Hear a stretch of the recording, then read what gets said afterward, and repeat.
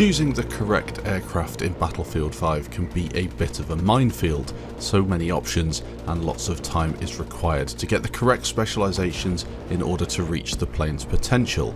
This video aims to shortcut that process for you, whilst providing a few strategies and tactics for maximising your effectiveness on the battlefield.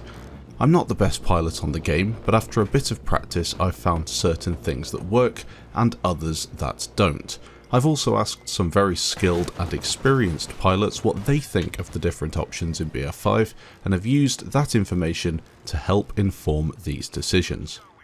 I've chosen 2 aircraft from each faction and gone into a bit of detail into how I would outfit them with specialisations. However, this doesn't mean that you should only use those aircrafts in isolation. These are the choices that I think provide the best opportunities for kills and score, but maybe you have found something else that works, or maybe you're in a situation where you need to be using a certain plane. I've also dropped in a few clips in the background from some good friends who are very capable in the planes in Battlefield 5. You can find their channels in the description below. I also apologise for most of the footage being on FL, but that's just because it has the most enemy planes and it's easier to get a plane tested out and then obviously take more enemies down as well, making for some interesting gameplay. Let's start out with the Axis faction. The BF-109 is the primary single-seat fighter for the Axis side and is a very effective anti-plane and anti-infantry option. I'm going to be focusing on the BF-109 G2, and this is my option for a really effective anti-plane and anti-infantry, manoeuvrable, speedy and fairly easy to use fighter. During the Second World War, the fighter was the backbone of the Luftwaffe, and after beginning production in May 1942, the Germans first deployed it in Spain and it went on to see combat throughout the war. For those new pilots out there, the BF-109 G2 is unlocked by default and will then require you to rank it to level 4 in order to gain access to the loadout I'm using. You can choose between the following. On the left hand side you can see the armoured fuselage, and on the right hand side you have the machine gun upgrade. On the right hand side you then have access to the radar package, increased manoeuvrability with the automatic leaning edge, and then the 2 rockets. The top left again is the armoured fuselage. You could go the left hand side and gain access to a selection of different things, however that's not what I go down. You get the field repair, the 50 kg bombs and the radar. I'm not a fan of that and I use this layout, and there's a reason for that. The reason I don't go down the right hand side and pick the additional guns is they take the place of the primary weapons, and the primary weapons in this plane are already pretty good. On the right side you will get 2 of each machine gun, but on the left side, if you just stick with the fuselage, you will get access to 4 times 7.92mm machine guns that are very effective against enemy aircraft. I would then suggest going in this diagonal down to the bottom right to get access to those 2 massive rockets that are very effective against enemy tanks and infantry, although I would say that a bomber is going to do more damage versus infantry players, but for a fighter it is incredibly effective. I also like to make sure my plane looks the part, and whilst vehicle customization isn't really in place in Battlefield 5 just now, you can add a few things such as nose art or a paint job. I think you're limited here, but there are a few that look pretty cool. So as you can see in the background, there are a few clips with the G2, and one of them is using the loadout that you get at the start, where you have the flares, because obviously when you upgrade the plane you lose the flares and gain access to other things such as the rockets and the increased manoeuvrability. As you can see, the plane is still pretty good with the default loadout, so you shouldn't really have too much trouble ranking it up to level 4, so you can go for my chosen loadout. However, I would say that my chosen loadout is better. The plane is very manoeuvrable and it also has access to those rockets which give it that edge against ground vehicles, and of course AA guns. Maybe there's an AA gun or a tank that you need to take down. You can just jump in with those things and do a lot of damage with each pass.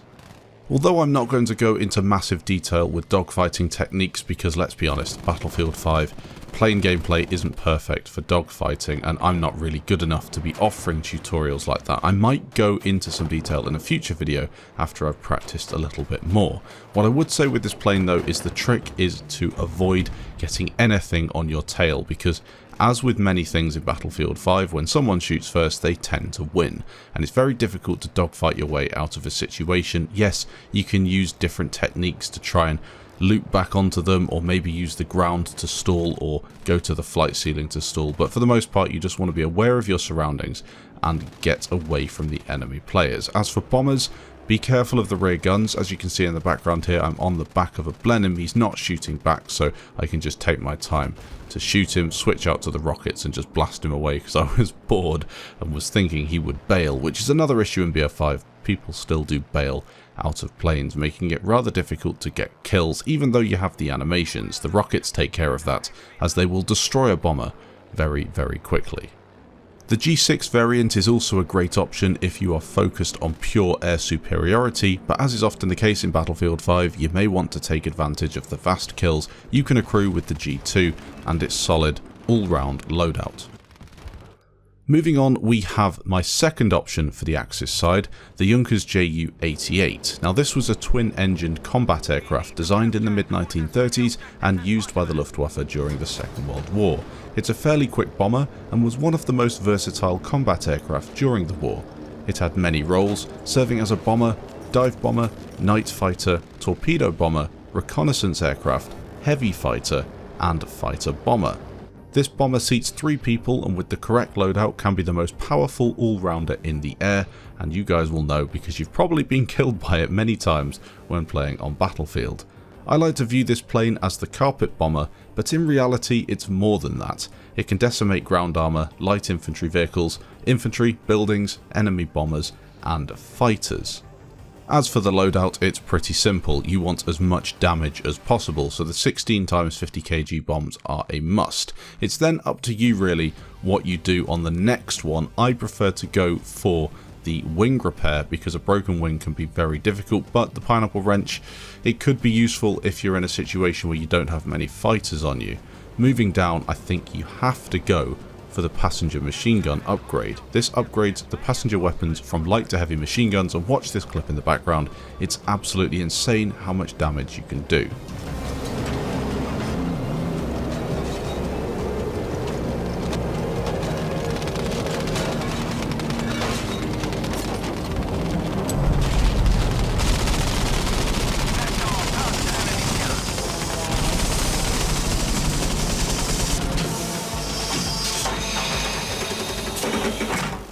Then we move on to the real cherry on top of this cake, the 500 kg bombs. These will decimate enemy armor. It is so strong having 4 of these on board after you've had the 50 kg bombs and the upgraded machine guns, and of course you have a front firing machine gun too. Those 500 kg bombs will destroy a tank. In fact, they'll destroy more than one tank if you're lucky.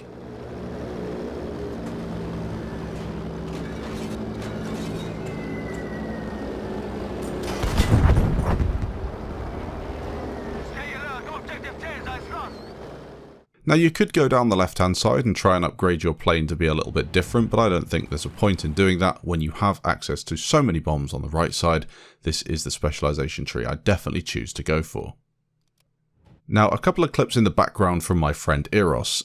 I don't know if you remember when the game first came out, but you could actually bomb people in their base on ground operations. That isn't really possible still, but you can bomb them until they run out of their base or bomb an objective, as you see there, a massive multi-kill. It's very, very strong, this plane, and the trick is really to make sure that you pepper an area. You don't want to spread out bombs all over a flag, you want to concentrate them on one area if you can. Focus buildings because debris is very strong, and use the third person to drop bombs because you can often make out where the infantry are, predict where they're going to run to, and pick up 15 to 20 kills in a bombing run. Pretty broken, I know, but there we go. This video is about being as effective as possible in the air. Now, as I said, the rear guns are absolutely insane, and the trick is to make sure that you use them at the right time. At range, they're not that effective, but can be good to prevent enemies from repairing. They're not great against infantry either, but against a fighter who's on your tail, even a bomber, you are going to destroy them. The weakest point of the JU is definitely when you have a mosquito on your back with the 6-pounder, or a good enemy fighter. Apart from that, you shouldn't be dying to anything unless somebody is very lucky hitting you with a Panzerfaust, or you get stuck and somebody's shooting you with an AA gun. But really, if you think about it, there's not much that can take this thing down. I would say that the map this shines the most on is Fiel, because there are so many infantry players bunched up. It's not fair at all, but as I said before, this is about getting the most kills. I would say on Grand Ops as well, this is a smart choice for anyone on the Axis side who's looking to clear an objective. This thing is an absolute monster. Now, you could go for the other variant, the Ju-88C, and it's a nice option for those looking for something a little bit different, however is not as effective at bombarding the enemy across an entire flag or objective. The front-firing 75mm ventral cannon is a good anti-tank farmer and can even smash enemy planes, but overall I'd sooner take a fighter if all I wanted to do was dogfight, and then take the Ju-88A if I wanted to take out armour and infantry on the ground. Let's move on to the Allied side, and starting off we have the Spitfire MKVB. The Spitfire was an aircraft of the Royal Air Force used during World War II and was designed as a high-performance short-range interceptor fighter, but was adapted to fill many roles. The 50 caliber machine guns will melt planes, whilst the rockets I have attached are effective versus tanks, infantry and planes, if you can hit them. I'd say that this thing is probably in its element when playing on grand operations versus clumps of infantry players. Check out this little clip from Enders. Classic Chad maneuver, dropping Chad bombs on casuals.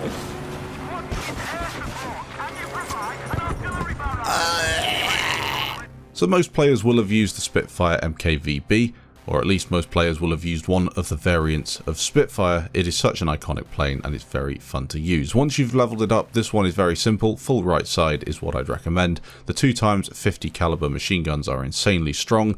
The maintenance drills means you can repair twice as quickly but repairs half as much, which is perfect if you're under fire. The nitrous is amazing for getting around the place and looping behind an enemy plane or just simply getting away.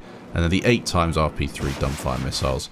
8 3-inch forward-firing rockets, most effective against ground targets. As we saw with that clip from Enders, this thing is a farming machine and can do so much damage to pretty much everything on the game.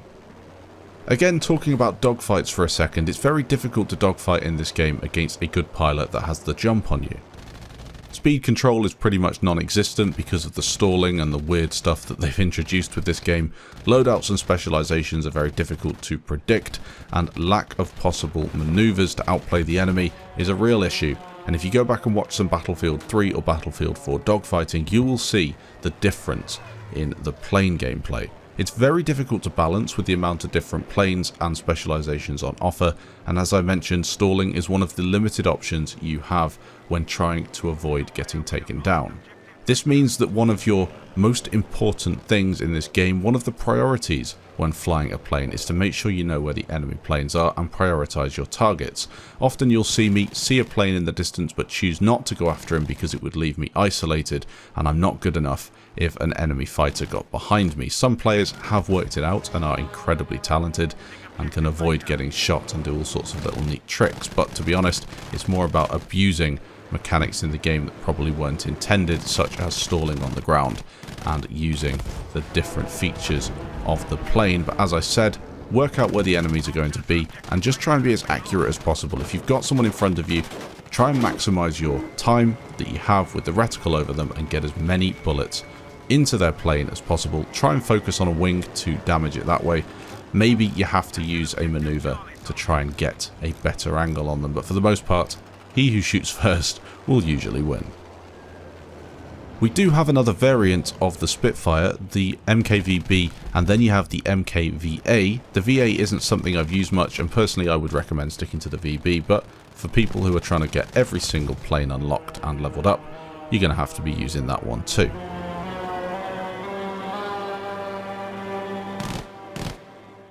Finishing off, we have one of my favourite planes in the game. It's the Mosquito FB Mark 6.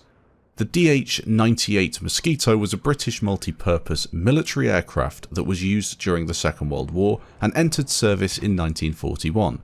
It was mainly used as a fighter bomber, but was also utilised as a reconnaissance and anti-ship aircraft. The British Mosquito fighter bomber variants were usually armed with 4 20mm cannons, whilst retaining its machine guns and bombing capabilities. A much rarer variant included the Setsi, which featured a 6-pounder anti-tank cannon. Primarily intended for attacking submarines, the Setsi was also used successfully to destroy enemy bombers. This is one of the best aircrafts in the game and was introduced in Chapter 2. Pick it up for a few thousand company coins if you haven't got it unlocked already. Get it leveled up, and the reason you want to do this is because there is nothing else quite like the 4,000-pound bomb. Whilst DICE have nerfed the bomb fairly significantly, it can still cause huge amounts of damage and is a tank's worst nightmare. Taking a quick look at the specialisations, it's a full right side for this plane. Very simple, you want the reinforced wings because that means you can get the 6-pounder, which is incredibly strong, and then moving down you take the upgraded rate of fire, which means you can spam this 6-pounder quite a lot at enemy tanks, and then of course, the best thing about this plane, that 4,000-pound bomb. A couple of clips in the background from Eros showing how much damage this thing can do.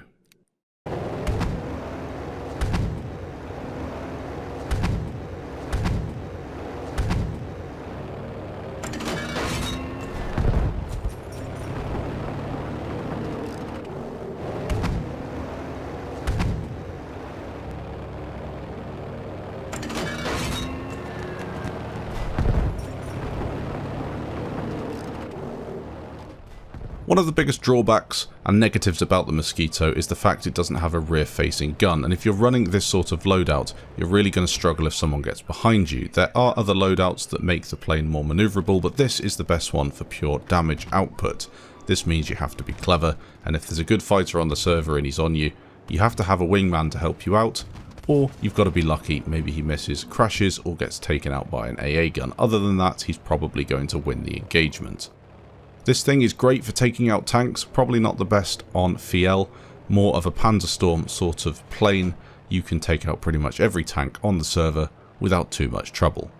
The other variant, the Mark II, is a quick manoeuvrable aircraft and with the correct upgrades can be a formidable fighter, or at least something that can combat the bombers more effectively. As I said, this is a better one if you're looking to dogfight, whilst the Mark VI is just a pure damage output machine. Hopefully you enjoyed this video. Maybe it helped you. If it did, let me know in the comments. Let me know any other planes or loadouts that you use as well. People can leave their top tips and strategies for dogfighting and just simply getting kills and score in the comments as well. Thanks for watching, and I'll catch you in the next episode.